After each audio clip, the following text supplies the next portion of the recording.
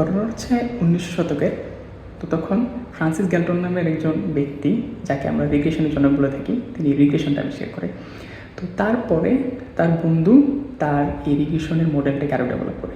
ঘটনাটা আসলে কী হয়েছিল, আসলে কিসে থেকে সে রিগ্রেশনটা আবিষ্কার করেছিল। তো এখানে একটা ইন্টারেস্টিং গল্প আছে যে সে কিছু ডাটা কালেক্ট করেছিল, অনেকগুলো প্যারেন্টস থেকে ডাটা কালেক্ট করেছিল, প্যারেন্টসদের উচ্চতা নিয়ে ডাটা কালেক্ট করেছে এবং তাদের সন্তানদের নিয়ে ডাটা কালেকশন করেছে।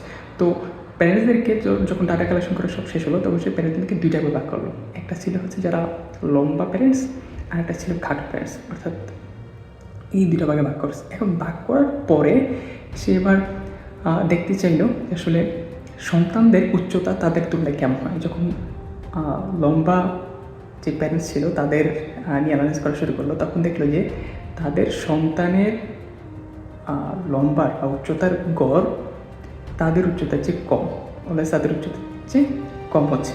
কোন দিকে কতটুকু হচ্ছে টোটাল পপুলেশনের অ্যাভারেজ যতটুকু তার কাছাকাছি।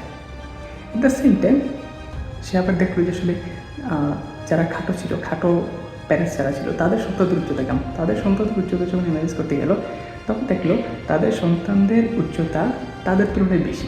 কতটুকু বেশি? ওই যে অ্যাভারেজ যে ছিল, অ্যাভারেজের কাছাকাছি একটা নাম্বার ছিল। সো সেখান থেকেই এই রিগ্রেশনের ধারণাটা উৎপত্তি হয়েছে এবং সেই জন্যই এই রিগ্রেশনকে মিডিওক্রিক একটা অ্যানালাইসিস বলা হয়, যে রিগ্রেশনের ডেটাটা সবসময় গড়ের দিকে হবে। সেই জন্যই দেখবেন যখনই আপনি রিগ্রেশন অ্যানালাইজ করতে যান, তখন অলওয়েজ রিগ্রেশনের যে গ্রাফ করেন, রিগ্রেশনের গ্রাফে যে ডটগুলো হয়, সেই ডটগুলো একটা লাইনের আশেপাশে থাকে, ইউ শেপে হয় না। যখন ইউ শেপে হবে তখন রিগ্রেশনটা ভুল, এটাই স্ট্যাটিস্টিক বলে। অথবা ধরেন যে লাইনটা ড্র করবেন, রিগ্রেশন লাইন যেটাকে আমরা বলি লিনিয়ার রিগ্রেশন লাইন, এই লাইনের কাছাকাছি ডাটাগুলো না হয় বা যে ফোটাগুলো থাকে এগুলো না হয়, খুব দূরে দূরে হয়, তাতেও একটা রিগ্রেশনকে ভুল প্রমাণিত করে।